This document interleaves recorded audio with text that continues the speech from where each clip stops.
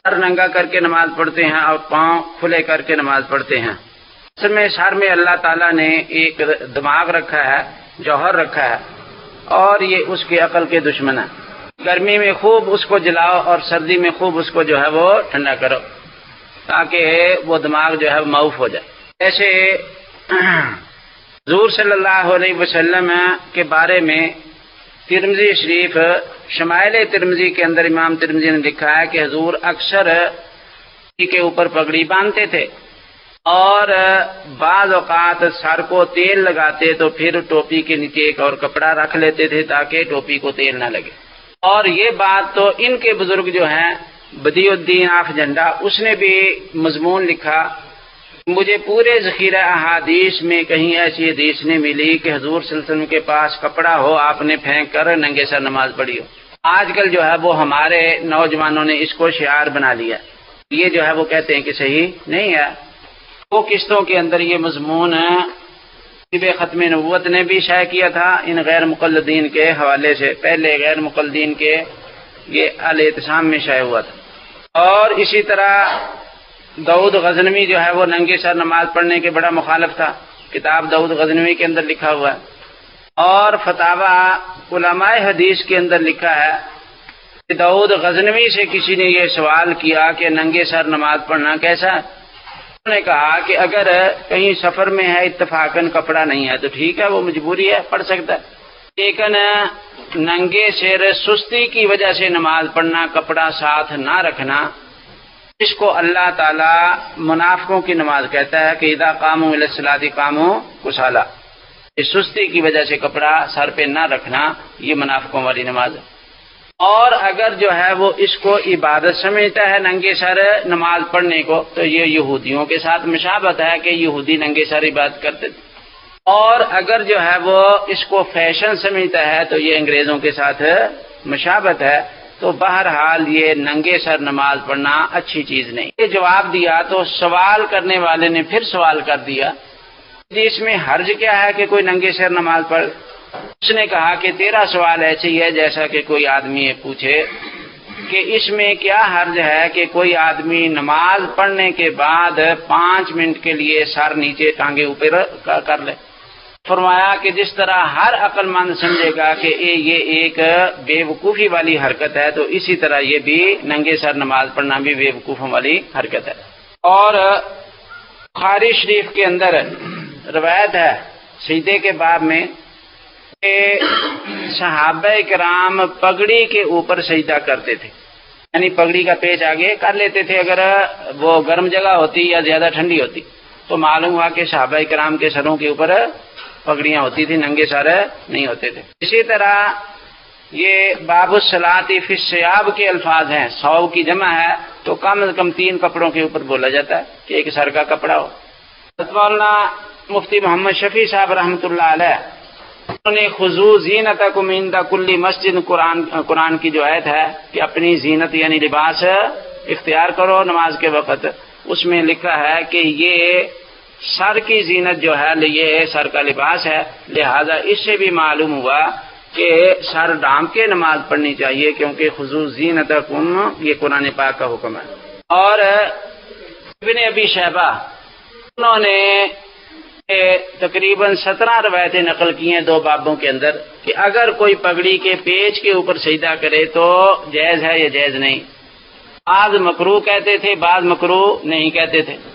کل 17 صحابہ اور تابعین کی روایات ہیں۔ معلوم ہوا کہ کوئی ننگے سر نماز نہیں پڑھتا تھا، اس میں اختلاف تھا کہ پگڑی کے پیچ پہ سجدہ کرنا جو ہے وہ کیسا۔ منظر عمار کے اندر روایت ہے کہ حضور صلی اللہ علیہ وسلم نے فرمایا کہ العمائم تیجان العرب، کہ یہ پگڑیاں جو ہیں یہ عربوں کے تاج ہیں، کو تاج فرماتے تھے۔ ایک روایت کے اندر ہے کہ جو پگڑی کے ساتھ نماز پڑھی جائے وہ 70 گنا اجر اس کا بڑھ جاتا ہے بنسبت اس کے جو پگڑی کے بغیر پڑھی جائے۔ معلوم یہ ہوا کہ نماز کے اندر بھی جو ہے بلکہ نماز کے باہر بھی سر کے اوپر جو ہے وہ کپڑا ہونا چاہیے، اور جو کھلے کر کے پڑھتے ہیں۔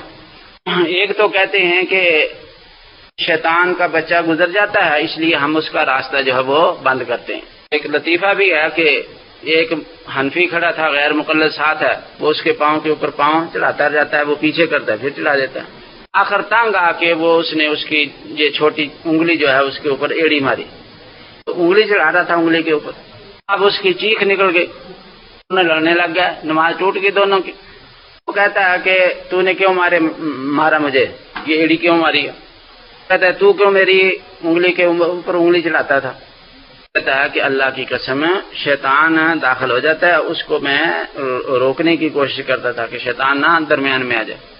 اس نے کہا کہ اللہ کی قسم میں نے تو شیطان کی چیخ نکلوا دی، کوشش ہی کر رہا تھا۔ اب دیکھیے قرآن کے اندر یہ ہے کہ مومن وہ کامیاب ہیں جو خشوع کے ساتھ نماز پڑھتے ہیں۔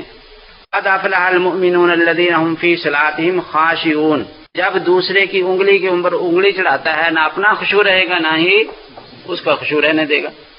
اور اسی طرح مشکوٰۃ شریف میں روایت ہے کہ حضور صلی اللہ علیہ وسلم نے فرمایا کہ جب تم میں سے کوئی آدمی مسجد میں آئے تو جوتا اپنی دائیں جانب نہ رکھے، دائیں جانب کا احترام کرے، اور بائیں جانب بھی نہ رکھے، کیونکہ تمہاری اگرچہ بائیں ہوگی لیکن دوسرے کی دائیں جانب ہوگی۔ یہ فرمایا کہ اگر اور جگہ نہ ہو تو پاؤں کے درمیان رکھ لے۔ حضرت شیخ الحدیث مولانا محمد زکریا صاحب رحمۃ اللہ علیہ تقریر بخاری میں فرماتے ہیں اس سے معلوم یہ ہو گیا کہ دونوں آدمیوں کے درمیان کچھ جگہ ہوتی تھی جہاں لوگ جوتا رکھتے تھے، اور اللہ کے نبی روک رہے ہیں۔ اگر پاؤں کے اوپر پاؤں ہی چڑھانا ہوتا تو پھر تو جوتے کی سوال ہی پیدا نہیں ہوتا جوتے رکھنے کی جگہ۔ اس سے معلوم یہ ہوا کہ پاؤں کے اوپر پاؤں چڑھانا جو ہے وہ صحابہ کے زمانے میں نہیں تھا۔ اب یہ روایت پیش کرتے ہیں بخاری شریف صفحہ 100 کی، حضرت انس اور نعمان بن بشیر کی ہے کہ ٹخنے کے ساتھ ٹخنا ملتا تھا۔ اللہ کے سارے جو ہیں وہ شارحین کہتے ہیں کہ اس کا مجازی معنی مراد ہے، محاذات مراد ہے، حقیقی معنی مراد نہیں ہے، کیونکہ اس سے خشوع خضوع جو ہے وہ ختم ہو جاتا ہے۔ اس وجہ سے حضور جو ہے وہ صفیں درست کیا کرتے تھے، حضرت عمر بھی وہ یہ سینوں کے برابر جو ہے وہ کیا کرتے تھے۔ پھر روایت پوری نعمان بن بشیر کی یہ ہے کہ کندھے کے ساتھ کندھا، گھٹنے کے ساتھ گھٹنا، ٹخنے کے ساتھ ٹخنا، اور اگر یہ کیا جائے قد برابر بھی ہے تو پھر بھی یہ تینوں چیزیں ایک ساتھ نہیں لگتی، ایک طرف اگر جوکے لگائے گا دوسری طرف سے رہ جائے گا۔ معلوم یہ ہوا کہ مجازی معنی تھا وہ جو میں نے کہا تھا کہ تعیین معنی کے لیے جو ہے وہ اجتہاد کرتا ہے، تو معلوم یہ ہوا کہ اس کا حقیقی معنی مراد نہیں ہے۔ جہاں پوری امت مجازی معنی مراد لے وہاں انہوں نے حقیقی معنی مراد لینا ہے، جہاں پوری امت کسی حدیث کا حقیقی معنی مراد لے انہوں نے مجازی معنی مراد لینا، اس وجہ سے وہاں حقیقی معنی مراد ہی نہیں ہے۔ تو ایک آدمی سے کہا کہ بھی کیوں یہ ٹانگیں چوڑی کرتا ہے؟ کہتا ہے جی شیطان کو روکتا ہوں۔ ادھر سے تو روک دیا اور نیچے سے اتنا بڑا پھاٹک جو ہے وہ کھول دیا، اس سے جو ہے وہ اگر گزر جائے تو پھر بلکہ یہاں سے گزرتے اگر سینگ کہیں پھنس گیا تو پھر تو کام خراب ہو جائے گا۔ ایک آدمی نے روپڑی سے یہی کہا، عبد القادر روپڑی کہتا ہے کہ ایسا نہیں ہے، آگے جو ہے وہ پستول ہے تو وہ ڈر جائے گا۔ انہوں نے کہا کہ پستول سے پہلے خندق بھی ہے اس نے بنائی ہوئی، یہ اس کے اندر جو ہے وہ اگر وہ داخل ہو گیا تو کام خراب ہوگا۔ اور حدیث پاک میں بھی آتا ہے کہ تلعبوا بمقاعد بنی آدم، کہ یہ جو ہے یہ بنی آدم کی مقاعد سے جو ہے وہ شیاطین جو ہے وہ کھیلتے ہیں، اس وجہ سے کام جو ہے وہ اور بگڑ جائے گا۔ اور خشوع خضوع والی نماز یہی ہے کہ انسان جو ہے وہ اپنی انگلیوں کے درمیان جو ہے وہ 4 انگلی کا فاصلہ ہو، یہ آدمی ناک کے نیچے ہاتھ بندھے ہوئے ہوں اور سجدے کی جگہ جو ہے وہ نظر ہو تو ہر آدمی دیکھتا ہے کہ یہ خشوع خضوع والی نماز ہے۔ دودھی داڑھی کے بارے میں کہتے ہیں کہ نشان ہو مشت پر ضروری نہیں، اور یہ بھی کہتے ہیں کہ مولانا ابوالکلام کی داڑھی ایک مشت سے کام تھی کٹانے کی وجہ سے۔ مولانا ابوالکلام جو غیر مقلد تھے نا، مولانا ابوالکلام آزاد جو ہیں وہ آزاد ہی تھے، غیر مقلد تھے، والد ان کے جو ہیں وہ بریلوی تھے اور خود جو ہے وہ غیر مقلد تھے۔ پتہ ہمارے بزرگوں کے ساتھ سیاسی جو ہے وہ ان کا اتحاد تھا سیاست کے اندر، جو ہے وہ ایک بزرگ فرماتے ہیں کہ میں نے ان کے ساتھ نماز پڑھی تو نماز کے اندر انہوں نے رفع دین نہیں کی، جب علیحدہ سنتے پڑھنے لگے تو پھر رفع دین کی۔ میں نے پوچھا کہ یہ کیا؟ یعنی کہ رفع دین جو ہے وہ فرائض اس کے متحمل نہیں ہے، ان میں گنجائش نہیں ہے، نفلوں کے اندر گنجائش۔ میں نے کہا کہ یہ بھی عجیب آپ نے دیا، اور مودودی جو ہے وہ یہاں افراط و تفرید ہے، وہ کہتا ہے کہ تھوڑی سی رکھ لو۔ اب یہاں مقدار جو ہے وہ ایک مشت کی آ گئی، اور علامہ شامی نے اور دوسرے سارے فقہا یہی کہتے ہیں کہ مشت سے کم داڑھی رکھنا جو ہے وہ ہیجڑوں کا کام ہے، یہ جو ہے وہ ناجائز اور حرام ہے۔